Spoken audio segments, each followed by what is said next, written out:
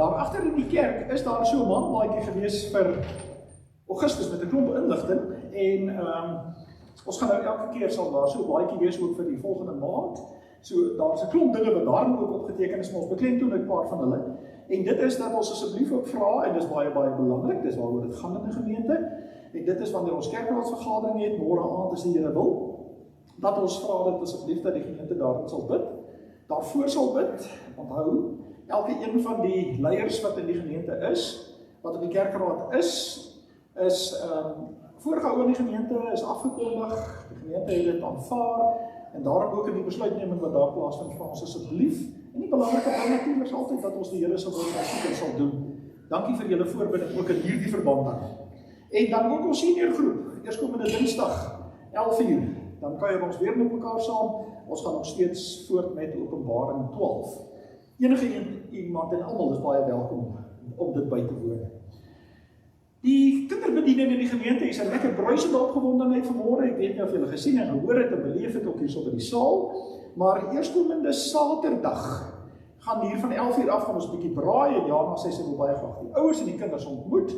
So die van julle wat meer inligting daar rondom wil hê, praat asseblief met Jana. Die gaan 'n baie lekker besige naweek wees ten opsigte van ons jeugbediening. En dit is hierdie Saterdag 11:00 'n braai. Maar dan ook vir ons hoërskool en jong beleide lidmate is daar dan ook van 6:00 die aand gaan hier pizzas gemaak word. Ek hoop hulle gaan oorbly vir volgende Sondag se erediens. Ek hoop hulle hoor dit. En hulle is ook baie welkom daar, so dis dan Saterdag. Die oggend is die braai, die aand is daar pizzas wat gemaak word en dis het einde niet. En want dit is daar's 'n ouerskapkursus volgende Sondag na afloop van die erediens en 'n lekker saamgesels geleentheid ook oor wat is familielewe, huisgodsdiens, is dit moontlik, die grootste belegging sê ek nou maar net, bly dit vir my baie duidelik, en dit is die grootste belegging wat 'n mens in die wêreld kan maak, is om jou kind aan die Here te bly voorstel, en 'n pad dan daarmee saam te loop.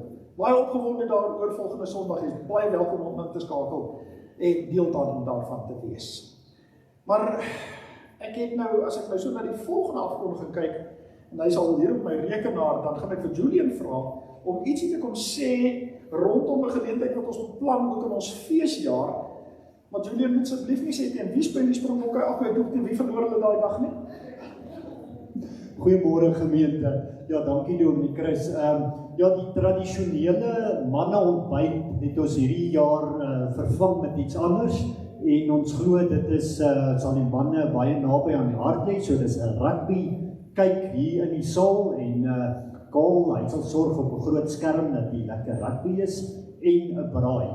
So ek wil vra vir die manne asseblief kom ondersteun ons. Dit is 3:00 die middag en Suid-Afrika teen Argentinië, maar kom ons kyk hoe vorder ons op daai leer en maar ja, kom ondersteun ons. Ek sal na die tyd in die saal wees en kaartjies verkoop en ook so in die volgende paar weke tot daardie tyd. So ja, baie dankie Dominee. Volgende een jy ons ja, die wynveiling, nou nie spesifiek oor hom voorberei nie, maar daar's 'n wynveiling ook.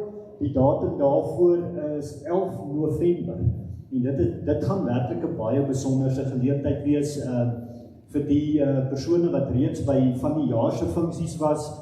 Hierdie gaan regtig iets besonders wees. So as ek regtig almal kan uitnooi, as jy regtig nou, dit gaan as ek reg is 'n baie formele geleentheid wees. Ons gaan formeel aantrek en al die fondse gaan vir die kerk en so ja, datum 11 November, kaartjies ook in dieselfde tyd sal ek dit daar verkoop, R500 per kaartjie en maar ja, dit gee net 'n aanduiding van die hoeveelheid moeite en wat jy kan verwag daar. So al my kaartjies sal ek na die diens verkoop in die saal. Baie dankie Dominee Chris. Baie dankie Julian. Ek wil net sê, ons wil tevredenheid by hierdie gemeente in 'n sin probeer waarborg. As dit nou sleg gaan met ons rugby, dan sal ons daai dag, sal ons die wedstryd by Bombela, sal ons weer uitsaai. Dan kan ons dit almal geniet. Ons is vanmôre saam in die Here se teenwoordigheid, die pragtige woorde van Psalm 92, die groot dade, Here, het my baie bly gemaak. Kom ons sê vir die Here dankie wanneer ons gebed ook verenig om hierom erkenning te gee. Hemelse Vader, ons weet dat om vanmôre op hierdie wyse saam te wees in 'n kerkgebou en hierdie tema vanmôre by te kan stil staan, is 'n bewys in elkeen van ons se lewe dat U groot dade daarvoor verantwoordelik is en daartoe gelei het dat ons deel van hierdie erediens, deel van die kerk, deel van die gemeente hier op aarde kan wees.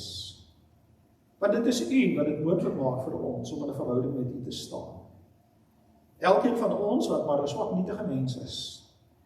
Elkeen van ons wat maar diep bewus is daarvan dat nie een van ons uit ons eie uitkwalifiseer om deel van U gesin te wees nie. Maar die onbeskryflike en onverstaanbare liefde het daartoe gelei dat ons hier kan wees. Here Jesus, U was bereid om die pad te stap en tyd. Die pad van liefde en gehoorsaamheid aan die Vader, om vir ons vrye toegang met U Vader te bewerk. By die oopgraf sê U vir Maria Magdalena om vir die disippels te sê dat U gaan na U Vader toe, wat ook ons Vader is. En so het ons deel geword van die gesin op aarde en het ons die voorreg om steeds daarvan deel te wees. En dankie Here dat U vir ons seën en dat U vir ons baie goed is. En ja Here, U weet, soos wat in elke huisgesin op maar gebeur en wat in elke familie gebeur, is daar altyd nie net harmonie en opgewondenheid en blydskap nie. Maar partykeer moet ons maar vra vir verdraagsaamheid. Ons moet bid vir genade en vir vergifnis, vir mekaar, ook vir onsself. En ons weet dat ons dan vanmôre op heilige grond staan, omdat U ook 'n geleentheid soos hierdie vir ons moontlik maak. Dat al is daar baie wat teen ons stel en al is daar baie foute wat ons gemaak het, tot hiertoe, is dit nie wat U onthou nie. U is die God wat van ons sê dat U altyd met ons nuut weer begin. En dankie dat ons daarom vanmôre van die wêreld afgesonder kan wees en kan weet dat ons kan stil staan by U groot dade wat ons almal, elkeen van ons, baie bly maak. En daarom aan U al die lof, die dank en die eer. Ons bid dit in Jesus se naam van U. Amen. Geliefdes, ek groet jou in die naam van die Vader, die Seun en die Heilige Gees wat vir ons genade, vrede en vreugde in oorvloed skenk. Ons gaan 2 lofliedere sing tot eer van die Here, die 450, die 200. Ek wil vanmôre asseblief vra, want ek wil graag die klem laat val op God die enig wat aan die werk is. Daarom besing ons sy lof in hierdie eerste lied en die ander lied wat die goedheid van die Here wat ons nie kan pyl nie. Kom ons staan en ons loof die Here, ons sing hierdie liede saam.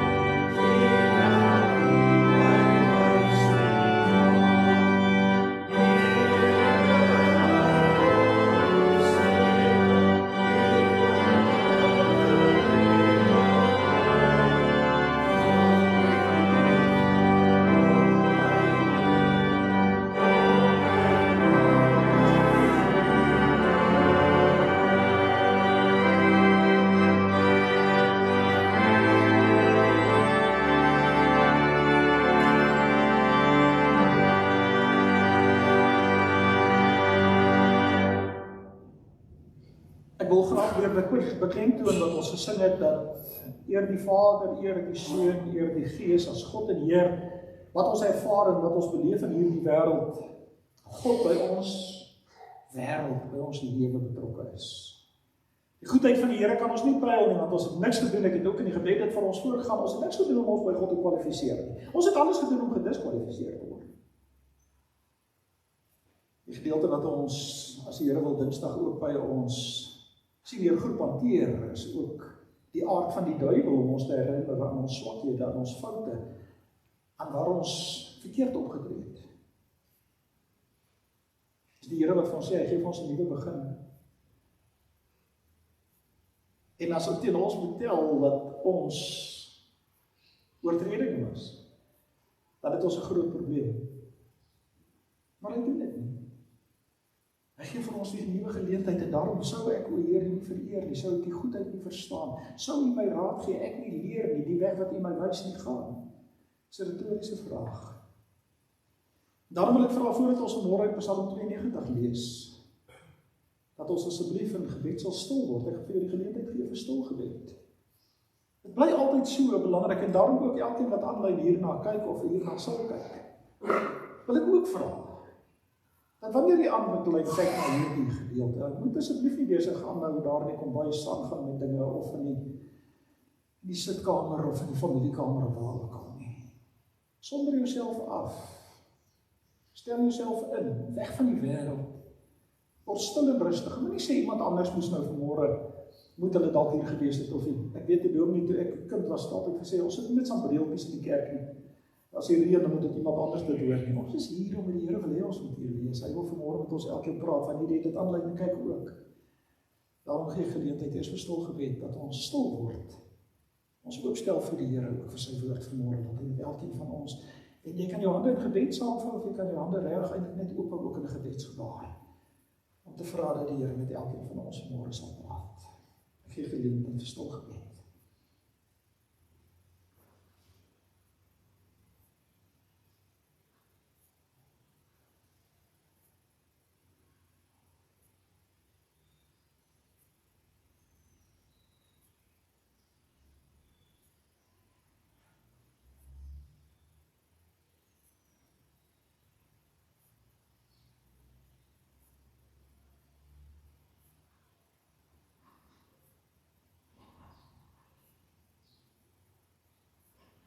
Here ons God, baie dankie dat ons vir U kan opstel.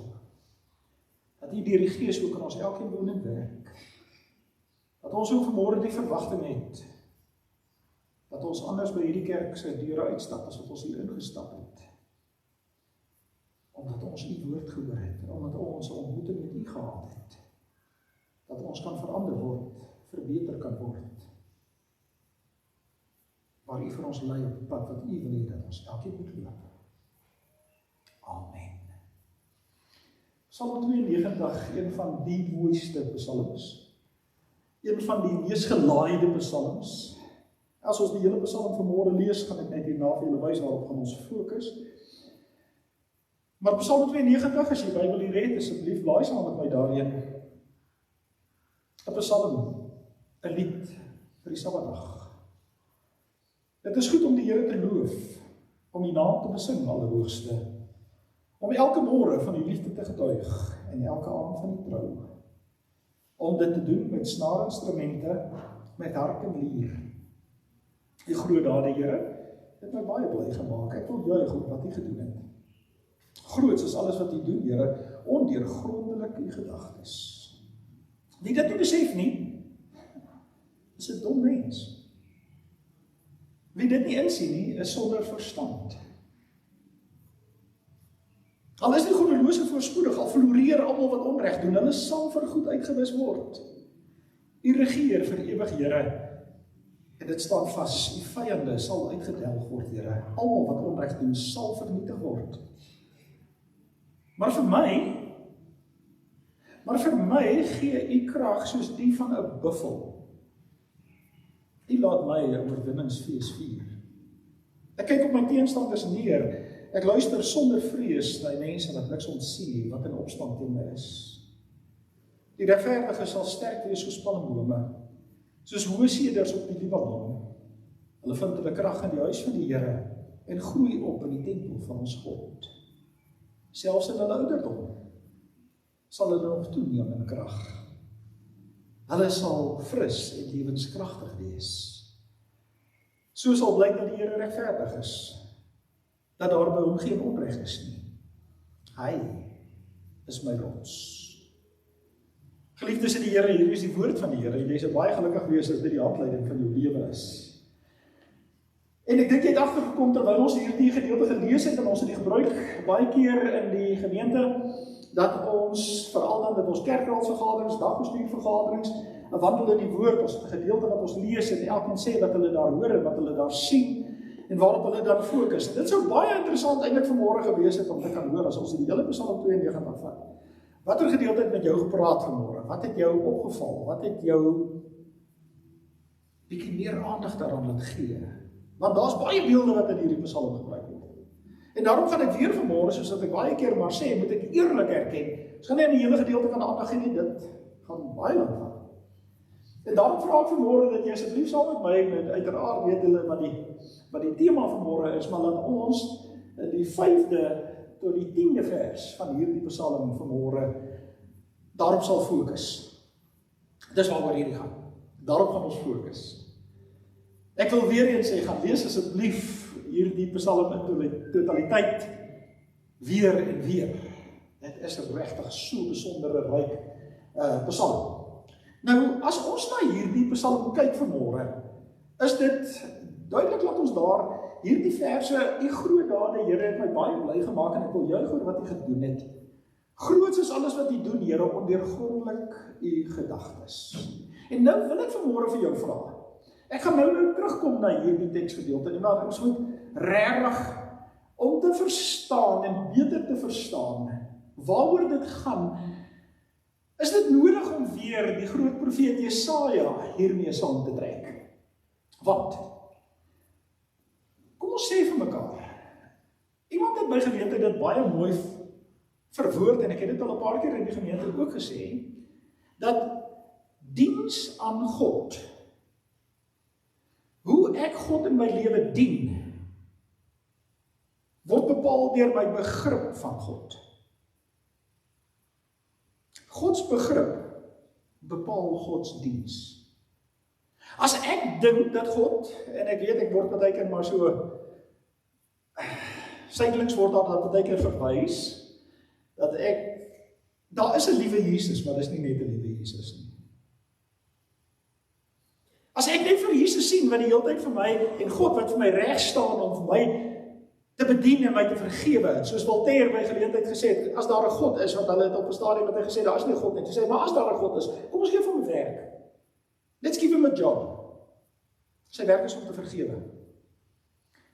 As jy so 'n beskouing van God het, dan gaan dit net oor sonde vergifnis, die hele tyd aan daar.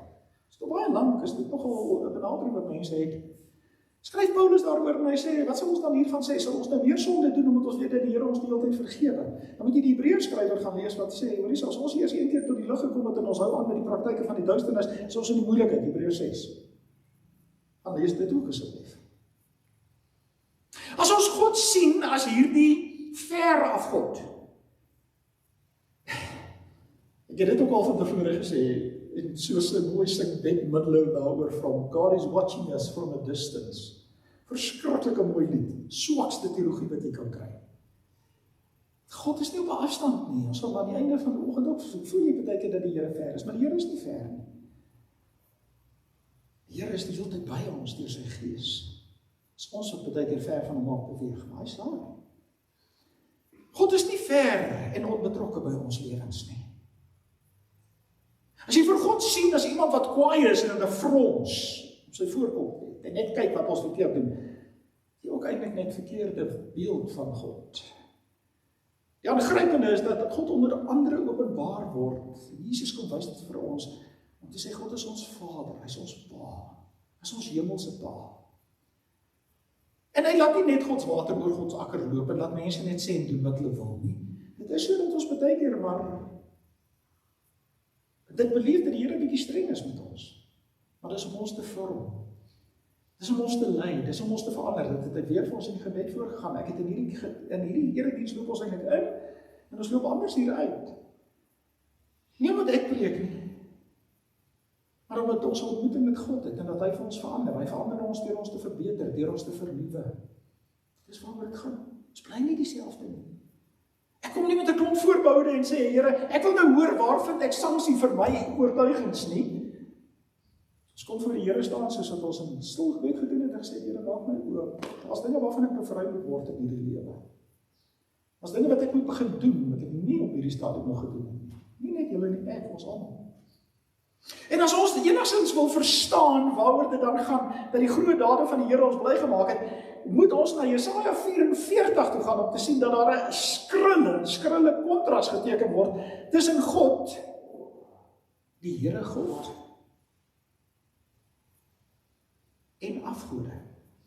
Jesaja 44, julle sal onthou, ons het so tyd gelede, die van julle wat sal dit onthou, ander kan dalk maar weer gaan kyk na Jesaja 58, waar die Here sê, julle roep 'n vasdag uit, maar julle is besig om mekaar met die vuiste te slaan, julle is so besig om te beklei. Moet ek daarmee tevrede wees?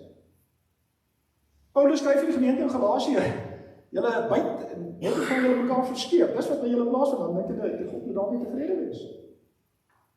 Wat het Jesus vir ons die voorbeeld kom stel? Van 'n lewende God wat in hierdie wêreld ons lewe betrokke is. So Jesaja 58, ek gaan nie daarna toe vanmôre terug nie, maar ek wil graag daarna verwys, want ek dink dit is een van die belangrikste hoofstukke in die Bybel. Daar rondom ook. Wat die Here sê, ek wil hê julle moet by mense betrokke wees en hulle help. Jesaja 44 sê die Here, kyk daar van die 6de vers, so dit ook nie die hele hoofstuk nie, maar ek gaan vir jou vra om asseblief vanmôre ernstig na hierdie skrifgedeelte te kyk saam met my, want ons ervaar iets hiervan, so sê die Here, die koning van Israel, sy verlosser, die Here die Almagtige. Ek is die eerste en die laaste, buite my is daar geen God nie. Ou Testamentiese is dit eens dat die Ou Testament in een sin opgesom word in Deuteronomium. Luister Israel, die Here ons God is die enigste Here. Het sal altyd interessant wees om te hoor dat een sin sou as het ware, of een teks, som die hele Nuwe Testament op, maar die Ou Testament word opgesom. Die Here, ek is die eerste en die laaste. Waar sê die Here dit vir hulle? En ek gaan nie nou weer terug daarna toe nie. Maar kom ons sê vir mekaar, hierdie is 'n gedeelte waar die volk in ballingskap sit. Hulle het nie 'n tempel meer nie. Hulle is slawe. Hulle het alles verloor. Hulle het alles verloor. Hulle het gedink God is dood. Stuur God vir Jesaja. Van die 40ste hoofstuk af tot 55, die tweede deel van Jesaja, baie belangrik. Gedeelte in Jesaja 58 is wanneer hulle terug is in die land. So skiet ons nou 'n bietjie terug, maar in die geskiedenis laat ons besef, hulle is in die slegste omstandighede denkbaar. Baie van hulle het nie eens klere nie, want die slawe het partykeer sommer net kale werk en dis aan hulle eie lot oorgelewer. Ek is die eerste en ek is die laaste, ek is die enigste God, daar is niemand soos ek. Wie is soos ek? Laat hom dit sê, laat hom sy saak stel, en dit aan my voorlê. Die Babyloniërs het gode gehad, en dan moet ons nie asseblief vanmôre vasval in hierdie saak en sê die Babyloniërs nie, en hulle gode. Ek wil maar hedendaagse afgode, moet ons ook maar aan dink, wat is hedendaagse afgode waarmee ons te doen kry? Die Nederlanders praat is vir my 'n vreeslike interessante woord wat hulle gebruik daaroor. As jy lees hieroor, dan praat hulle van nieuw paganisme. Dis die slegste anglicisme wat ek in my lewe gehoor het. Nieuw paganisme is nieuw paganism, is nuwe afgode wat hedendaags is wat ons vir onsself skep. Dit kan enigiets wees, van geld, mag, posisie, eiendom, sukses, klopgoed. Alles wat ons in God se plek stel, dis 'n afgod. So moet gaan vir mekaar sê, alles wat ons in God se plek stel, is 'n afgod. Jesaja vra, hy sê, die wat afgodsbeelde maak, is self almal niks. Die dierbare gode van hulle kan nie help nie. Sien die sarkasme, dit drup van sarkasme. Die dierbare die gode wat hulle maak. Die wat vir hulle moet getuig, kan nie sien nie. Kan nie verstaan nie. Die wat sulke gode het, word teleurgestel. Onmiddellik sê God by wyse van kontras, hy is die God wat sien. Hy is die God wat verstaan wat ons situasie is. Wie maak nou God? Giet 'n beeld wat nie kan help nie. Dis mos nou sommer net in die woorde van Psalm 92 dom. Maar ja, hulle doen dit. Almal wat so God aanhang, word teleurgestel. Dit is goede wat deur mense gemaak is. Wanneer die wat hulle aanhang by mekaar kom vir beslissing, staan hulle verbuister en verleë. Die ystersmid vat 'n stuk gereedskap en werskaf in die gloeiende kole. Met hamers vorm hy die beeld. Met sy gespierde arm maak hy die beeld. Die smid eet nie en word swak. Hy drink nie water nie en raak uitgeput. Praat van toewyding. Die ambagsman wat hout gebruik, meet met sy maatlyn en merk die beeld se buitelyne af. Hy bewerk hom met buitels en trek sy mate met 'n passer af. Hy maak hom in 'n vorm van 'n mens, 'n pragtige mens wat in 'n huis moet woon. Bekend was huiskode daardie tyd. So die een van metaal, die ander ouens gaan nou gemaak het uit hout. Die ambagsman kap vir hom seders af, of hy kies sipresse of eike sonder hout. Laat hulle groot word in die bos, of hy plant 'n laurierboom in die reën, laat dit groot word. Dit dien, hier is die wonderlike beskrywing dan daarvan, dit dien as vuurmaak hout vir die mens. Iemand vat daarvan en maak hom warm. Of hy maak 'n vuur om brood te bak. Of hy maak 'n god en dan bid dit. Hy maak 'n beeld en buig daarvoor. 'n Deel van die hout verbrand hy. Hy maak kos daarmee gaar. Hy braai vleis en eet tot hy genoeg het. Hy maak hom ook warm en sê dis lekker, ek is warm, ek geniet die vuur. Van die hout wat oorbly, maak hy 'n god, 'n beeld. Hy buig voor hom en aanbid hom.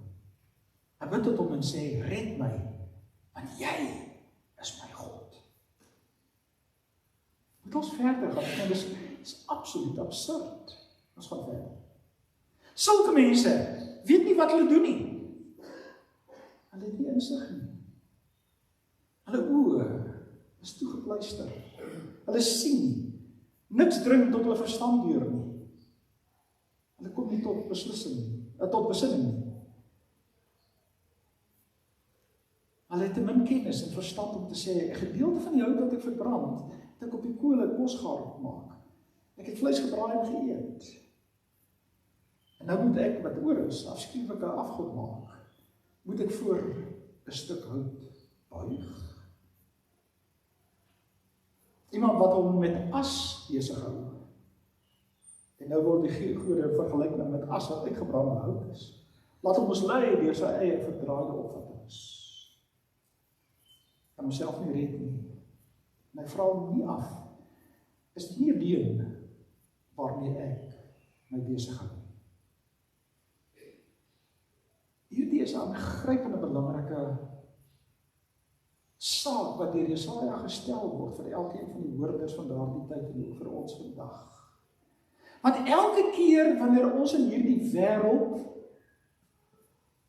meer tyd, meer aandag, meer energie, meer toewyding gee aan sake wat ons baie goed kan regverdig en sê God moet verstaan. En ek hoop julle het agtergekom. Hierdie Psalm kom daarna terug en sê die Here het vir ons 'n verstand gegee. So het hy vir die mense daai tyd 'n verstand gegee. As jy in die bos ingaan en jy gaan kap 'n boom af en jy maak vir jou kos en alles gaar en jy maak vir jou beeldjie, dan is jy besig om jouself te mislei.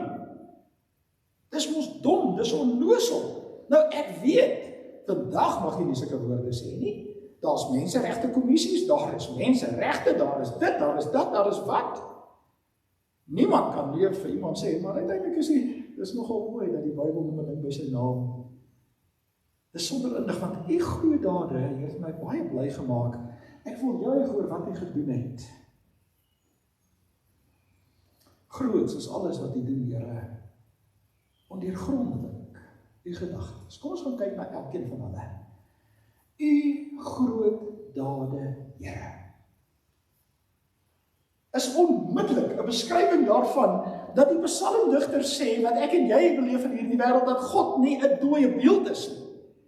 Dat God nie iets is en hoekom het mense van hulle, het jy al daaroor gedink, hoekom het mense van hulle huisgode gemaak? Hoekom het hulle vir hulle afgode gemaak?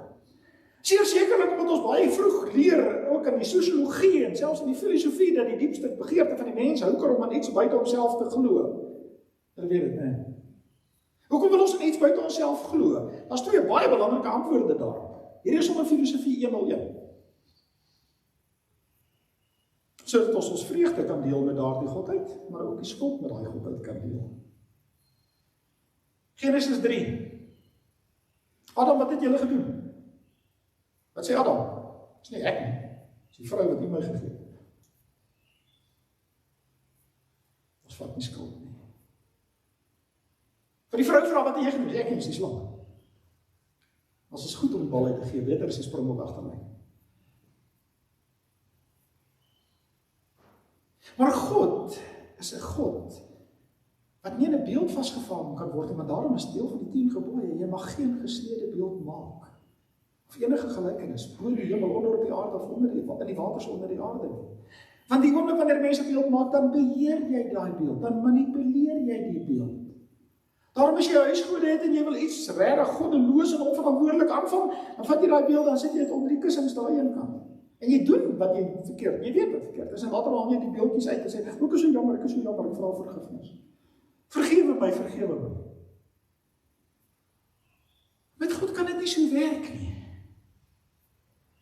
God word nie deur mense beheer nie, maar God is ook nie hier die ver af God nie, weer eens. U groot dade, Here, het julle agtergekom, dis 'n God wat handel. Dis 'n God wat in hierdie wêreld nog steeds aan die werk is, dis 'n God wat daartoe homself verbind het om jou en my God te wees en vir ons te seën. Vanmôre weer het Linda vir my vertel van 'n doop wat ek baie jare gelede het al vergeet, ek het hulle dogter gedoop, maar by daardie doop verbind die Here hom aan ons en hy sê ek wil jou God wees. En as ons terugkyk op ons lewe, dan sien ons God se hand in ons lewe, ons sien God se dade. En kyk asseblief baie mooi hierdie woord groot dade, is dit 'n byvoeglike naamwoord. Wat uiteindelik dan van ons sê, beskryf God se dade in die meervoud. Ek hoop julle dit raak gesien. God is nie 'n God wat insidenteel en eenmalig handel nie. God is nie 'n God met 'n vervaldatum nie. God is nie 'n God wat opgebruik kan word nie. Ek kan nie genoeg oor God sê hier rondom om te sê, ons moet besef dat God hierdie God is met onmeetlike en onverstaanbare liefde vir elkeen van ons. Die groot dade, Here, het my baie bly gemaak, maar nie net bly gemaak, het my baie bly gemaak. Ons soek in hierdie wêreld na vreugde. Vreugde is deel van die vrug van die Gees wat deur die Heilige Gees gewerk word. 'n Vreugde wat van binne kom. Ons hou van vreugde. Ons hou nie van teëspoed nie. Ons hou nie van slegte nuus nie. Die emosie en die afskeiding in die brein van wanneer daar blydskap is baie lekkerder en is beter as wanneer daar teleurstelling is. Die wêreld van ons lewe is 'n lewe, kan ek dit maar weer sê, is 'n lewe waar ingestel is daarom om ons vreugde te steel, om ons blydskap te steel. Blydskapsteelers, blydskapdiewe in hierdie wêreld. Gelei deur die Gees van God verleef ons vreugde. Verbly jou in die Here, sê Paulus in Efesiërs, in Filippense 4. Verbly jou in die Here, ek herhaal jou, vind jou vreugde in die Here. Ek wil juig oor wat hy gedoen het. Dit maak my opgewonde, ek wil sing daaroor. Ek juig daaroor. Soos maar weer as ek die sportbeeld kan gebruik, die oomblik wanneer daar punte aangeteken word of 'n baie mooi 3, as al die mense in die lug. En dis bly, hulle juig daaroor. Besef ons dat ons in 'n verhouding met God ook so staan, dat ons kan juig oor die dinge wat hy doen. Sien broers en susters, kinders, dit is nodig dat ek en jy van die wêreld afgesonder word vandag om net weer te gaan kyk na ons eie situasie en te kan sê, kyk in my eie lewe en sien in ons eie situasie wat God gedoen het, wat God doen. En daarom is dit ook by implikasie dit wat God nog gaan doen. Wat ontneem ons vreugde? Ons is baie keer ons eie grootste vyand. Ons is ons eie grootste vyand. Ek lees wat Dallas Willard weer nou die dag geskryf het daaroor, onthou ons op 'n stadium ook oor die beginsels oor die koninkryk van God gepraat oor vergifnis. Petrus vra 4 keer moet hy my broer vergewe. 7 keer? Jesus sê 70x7. Dallas Willard kom en hy sê, wie die persoon wat nie kan vergewe nie, want daai persoon moet nooit 'n fout maak nie. Want as jy dan 'n fout maak, gaan niemand jou vergewe nie. Ons vergewe mekaar, ons tweerigtingstraat. Onvergewensgesindheid is baie keer die blydskapsteler. Ons koester dit. Steven Spielberg, een van die mees suksesvolle regisseurs, ek het dit al vir julle vertel. Ek het so geniet toe Steven Spielberg gesê het, ons is almal regisseurs van ons eie rolprentjie. Ons maak al die rolprentjies in ons kop. Ons kan onthou waar ons daarna gekom is. Ons kan dit en dat en wat onthou. Wie wat aan my gedoen het, waar en hoe, en wat die emosie was en wie daar was, en wat ook al. En dan word die vraag gevra, waar gaan dit jou bring as jy daarmee aan? Die ou Chinese spreekwoord, iemand wat hulle wil toereken om wraak, grawe 2 grafte, een vir die ander persoon en een vir jouself. Die groot dade van die Here maak ons bly om vir ons te sê, hy bevry ons van die las. Van wat ons in hierdie wêreld met ons wil saamdra, ons moet dit nie saamdra. Groots is alles wat hy doen, Here, nie net sekere goeders nie, alles wat die Here doen. Of ons dit nou in die natuur sien, in hierdie pragtige begin van lente wat op pad is, waar ons sien hoe die bome en die blomme weer begin mooi word, 'n pragtige seisoen wat besig is om homself voor te doen. Dis die Here wat in die natuur hierdie ding ook van, maar sy groot dade doen hy ook in ons lewe. Die feit dat ek en jy hier is as begenadigde sondaars. Want daar's geen manier wat ons hier kan sit en sê, Here, hier is my CV, ek kan sê hoe aanvaarbaar ek vir U is nie. Ek het te veel wat teen my getuig. Ek staan soos 'n bedelaar, sê Martin Luther, voor God en ek bedel. En dan is daar 'n baie belangrike een, ondeurgrondelike gedagtes.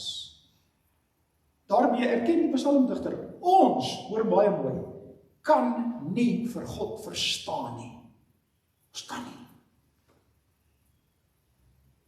Ek het 'n kollega gehad, om Piet van der Merwe, wat altyd gesê het, God is hier. Ek sê, Piet, wat beteken dit? Hy sê, God is altyd bo ons vuurmaakplek. Hy is bo ons verstand. Ons kan hom nie verstaan nie. Ons kan hom net aanbid. As ons God wil afbring om in ons definisies en ons redenasies inpas en het ons geen greep op God nie. God kan nie verstaan word nie, God kan net aanbid word. Oor God kan ons net juig en jubel. Ons kan hom nie, hy is groter, as die som totaal van die mensdom, almal se denke. Wie dit nie besef nie, is 'n dom mens. Intuïtief van die psalmdigter sê, jy het mos hierdie aanvoeling om te weet, die diepste wese van die mens erken 'n godheid. As jy nie hierdie God erken nie, as jy 'n dom mens, dan is jy sonder verstand. Sien julle hoe speel hulle nou hier rondom? Die Here het vir ons 'n verstand gegee. Die Here het vir ons 'n verstand gegee om sekere dinge in hierdie wêreld te kan doen. Ek is terug by 'n preek van 'n paar weke gelede om uiteindelik te sê, daardie oneerlike bestuurder het Jesus gekom en gesê, mense van hierdie wêreld tree slimmer op as die mense van die lig. Hulle koop boeke. Hulle doen verkeerde goed, kom nou daarby in hierdie Psalm sê dit ook. Hulle doen dit, so hou dit maar in gedagte. Maar dan sê die Here het vir ons 'n verstand gegee om kreatief in sy kerk te werk, op te bou, by te dra. En ek praat regtig nie net van geld nie. Ek praat van ons gawes, van ons talente, om by sy kerk betrokke te wees, om sy koninkryk te laat kom elke dag in die wêreld waar ek en jy môre en oormôre is. As ons bid laat die koninkryk kom, is ek en jy daar mandatig om sy koninkryk daar te laat kom. Sy liefde sigbaar te maak, mense in nood te help. Mense wat dit nie verdien nie, te vergewe. Ek en jy verdien dit nie om deur God vergewe te word nie. Hy het in Christus kom doen. Om die ander wang te draai, die ekstra myl te loop. Vreeslik wanneer Jesus sê, baie keer voel ons wil nie, die Here moes dit gesê het, maar hy, dis wat hy in sy koninkryk wil laat groei. Alles die goddeloos is voorspoedig en dan verloreer almal wat onreg doen. En onthou nou, as hierdie Psalm geskryf word in watter jaar, ek weet nie wanneer dit was nie, maar dit kon net sowel in die jaar 2022 gewees het. Ek lees van hoeveel miljoene, en klaar blyklik sê die ouens oor al al die geknoeiery en al die geld wat gesteel is, en nou praat ek van 'n artikel wat ek die week gelees het in Amerika, met COVID. Hulle sal nooit daai, dis miljoene sake, hulle sal dit nooit kan hanteer nie. Maar dit het nie in Suid-Afrika gebeur nie. Dit gebeur nie nog steeds in Suid-Afrika nie. Dit gebeur nie steeds dat die goddelose voorspoedig is, want mense wat hulle voete in die kerk sit of wat iets met God doen wil hê. Hulle is voorspoedig. Hulle floreer. Dit gaan goed met hulle, ons sit baie keer in wonder. Jy weet, Dawid vra in die Psalms baie keer, en vra, Here, hoekom is my vyand? Hoekom leef hy so pragtig? Hoekom sukkel ek so? Met 'n geknoei kan jy nogal op 'n stadium floreer, en kan dit lyk asof dit met jou goed gaan. Dit werk nie so as jy in 'n verhouding met God staan nie. Want daar die voorspoed, en dit wat floreer, is tydgebonde, hulle sal vir goed uitgewis word. Die Here het die laaste sê. Kom julle agter hierdie Psalm sê vir ons, daar's twee dinge wat gebeur. God is aan die werk en die mense is aan die werk. Ekskuus, hierdie is 'n totale verkeerde voorstelling. God is aan die werk en die mense is aan die werk. Onder die tafel, onder die mat. So het hierdie Psalm sê. God laat ons juig, God laat ons bly wees. Mense bekonkel, doen mekaar in, steel van mekaar, belieg mekaar, bedrieg mekaar. Dis hoe die mense werk. Sê Jesus nie op vir sy disippels op 'n stadium, sê net lief is vir die wat vir jou lief is nie. Is jy anders as die wêreld? Ek sê gaan weer sê. Jy het gehoor, 'n oog vir 'n oog en 'n tand vir 'n tand. Ek sê blaai die ander man. Nee, Jesus moet net nie sê nie, hy het dit gesê, trek dit nie terug. Ons sal vir goed uitgewis word. Kyk waarteen bou hierdie Psalm dan op. U regeer vir ewig, Heer. Dit staan vas. Die vyande sal uitgedelg word, nie wat onreg doen sal vernietig word. Hieroor wil ek veral in die Romeine 12 gaan lees. Die wraak kom God toe. Die uitwis van hierdie mense, en sê Pat Kiefer was altyd een van die belangrike dinge wat hy sê, why do you want to do God's job? Ek geniet vir Pat as baie as 'n mentor in my lewe geniet. Why do you want to do God's job? As jy Romeine 12 gaan lees, dan sê hy, los die onreg en die wraak, los dit aan die Here oor, hy sal dit self, hy sal dit hanteer. Ons het die kans, ons het die geleentheid, ons het die energie, ons het die ingrype en die inlewing van God om die wêreld te kan geniet. Ons lyk nie, Christene lyk nie soos mense wat die hele tyd 'n pyn op die maag het nie. Christene lyk nie soos mense wat die hele tyd aan 'n suurlemoen insuig nie. Kan nie anders nie, ek het so tydjie gelede het ek nogal daai klein kind van my gesien, toe sy dink is 'n merkie, toe sy 'n suurlemoen, daai gesiggie. Wat 'n onnigtering. Christene lyk nie so nie. U regeer vir ewig, Here. Vanmôre vir Jan vertel dat 'n vriend van my raakgeloop daar in die Suid-Kaap, as dominee op Oudtshoorn, wat vir my sê, hoe swaar kry die kerk? Hoe sleg gaan dit? Hoe moeilik is dit? Ek het rede om te glo dat dit nie net daar is nie, ons hoor oral. Jy vandag se koerant en gister se koerant het jy gaan lees as jy asseblief 'n skitterende artikel. Ek gaan nou maar 'n bietjie advertensie doen vir Koos Kombuis. Gaan lees die artikel wat hy gister in beeld geskryf het. As jy vandag die dagblad oopmaak, is daar weer in die briewekolom en hoeveel van die plekke is dit net die kerk is net oral, dis net oop seisoen. Van dominees wat hulle geloof verloor en boeke skryf daaroor en ek weet nie wat alles. By julle in die genade van die Here, en hier is die belangrike. As jy wil weet hoe God regeer, dan regeer God met genade.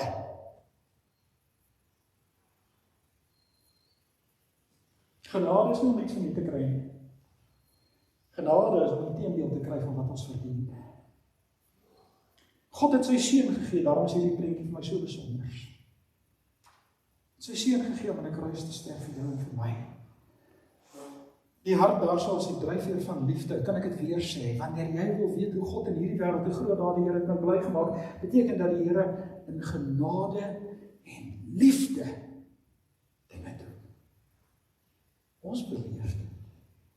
Die emosie is nie, ek gaan dit weer net beklemtoon, die emosie is nie om te sê dis star en stroef en koud en koel. Met sulke marmergesigte. Christene het nie marmergesigte nie. Christene maak tandepasta advertensies. Weet julle hoe lyk iemand wat aan 'n pasta advertensie maak? Hulle glimlag. Hulle grond nie vir mekaar nie, hulle glimlag. Dis die dryfveer. Ons het 'n besluit in hierdie wêreld, daarmee sluit ek af. Ons het 'n besluit in hierdie wêreld om te sê, wanneer God aan die werk is en wanneer die mens aan die werk is ek en jy, die persoon wat besluit, hoe wil ek in die wêreld werk? Hoe wil ek, wat is die dade wat ek wil laat manifesteer? Die voorbeeld is God. Vergeet nou van die afgode. Wil niks meer verder oor afgode sê nie, want dit is sinneloos, dit is absurd. Maar al floreer die goddelose, al lyk dit asof hulle voorspoedig is. Ons kan in hierdie wêreld besig wees met die verkeerde dinge. Daarom is dit nie die kerk moet besig wees in hierdie wêreld. Die kerk moet met die regte dinge besig wees. Ek hoor weer dat mense sê daar's geen leier in hierdie wêreld nie. Dit is glad nie waar nie. Die Heilige Gees is die leier. Christus is die leier. Hy is ons herder, ons volg hom. Die groot dade, Here het my baie bly gemaak as ons iets daarvan besef dat elkeen van ons soos dat ons vanmôre ook hier is. Die geleentheid het, en mag ek dit nou vir die laaste keer dan sê, om vanmôre by hierdie deur uit te loop, anders as wat ek hier ingeloop het, almal van ons, jy, ek, almal van ons, om te gaan kies, wat is die dade waarop ek gaan fokus? Wat is die spelreëls? En ek sê dit weer tot my skaamte, dat 'n man aan ons die deurklokkie lui of die hek se klokkie lui by ons huis en vra vir geld. En sê, ons gee die geld en ons gee kos. Geef vir die persoon kos.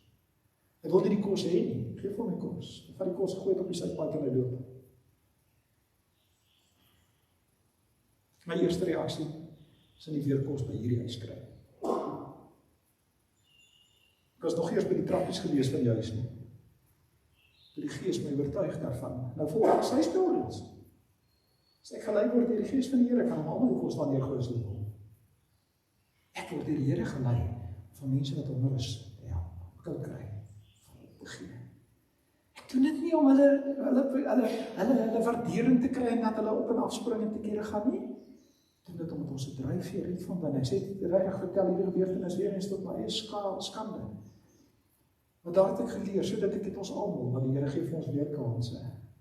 Kom ons bly doen, want hy wil hê dat ons moet doen.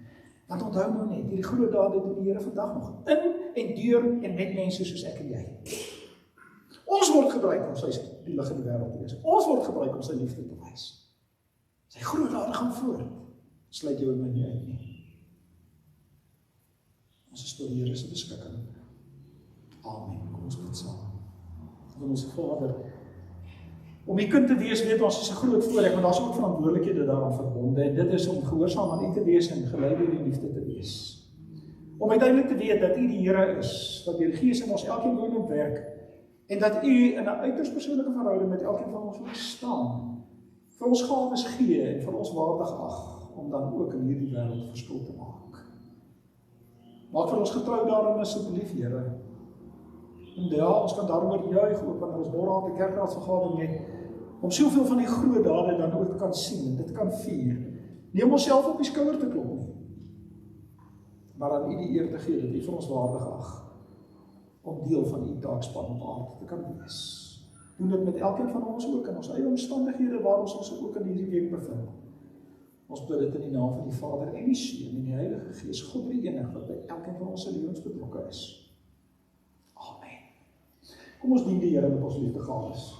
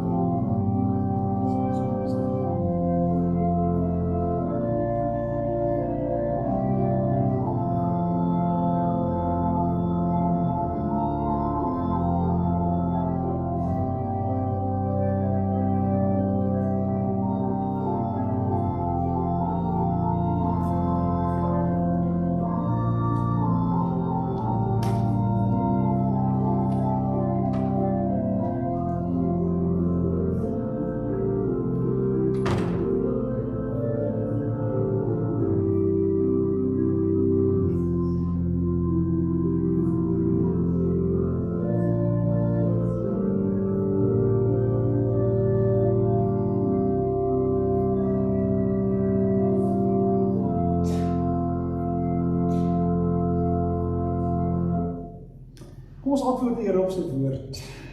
Ons sing lied 518. Kyk asseblief na die woorde.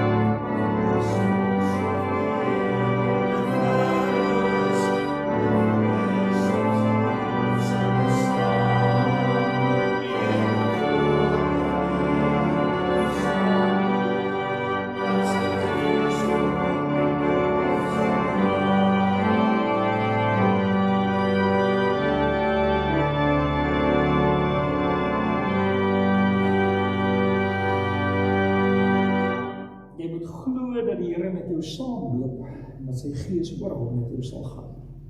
Daarom sê die Here ook vir ons in sy seën, sy teenwoordigheid saam met ons toe wanneer ons hierdie wêreld weer ingaan.